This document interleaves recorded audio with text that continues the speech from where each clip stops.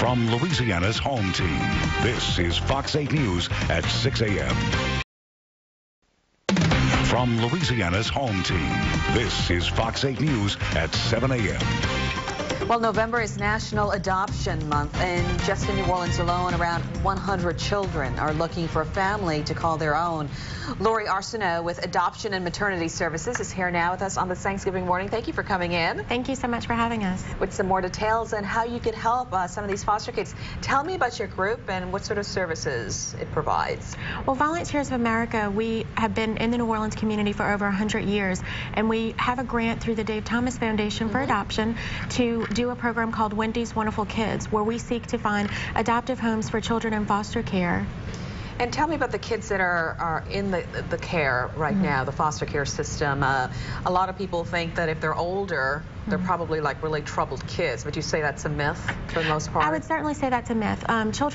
People sometimes have the misconception that children are in foster care because they were bad or something of that nature. Children are in foster care because their biological families were unable to care for them. And so they enter foster care with the hope of being reunited with their families.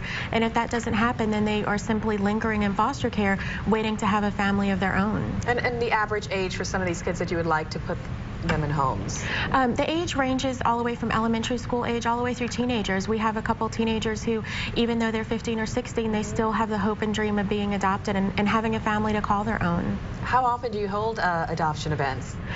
We try and promote adoption all the time. We want people to know about the cause of adoption and that these children are right here in our own community. You know, as you mentioned, we have over 100 children available just in our own backyard. And so if these children do not wind up getting adopted, they age out of the system and have a higher probability of being incarcerated or homeless, and etc. Yeah, because immediately once they turn 18, they're on their own, are they not? Exactly, and they don't have a safety net of their family to then support them, because we know becoming young adults, we need that safety net to help us work through life's problems. What do you look for families seeking to adopt? I know you yourself stepped up and you're a foster mom, but what do you look for in families, and how do you match the families with the kids? Well, for families, you can be single, married, or divorced.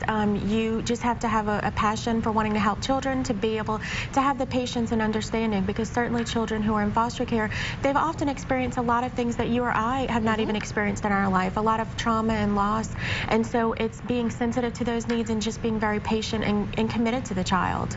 And I think a lot of people, the reluctance is like they're so tied to that word biological, they want their own, but there's so many amazing stories and benefits from people who have adopted. You know, elaborate a bit more on that. You know, for my husband and I, when we started the journey to become foster parents, that was how we wanted to create our family. And for us, it was the idea of not necessarily needing a biological child, but wanting to be parents.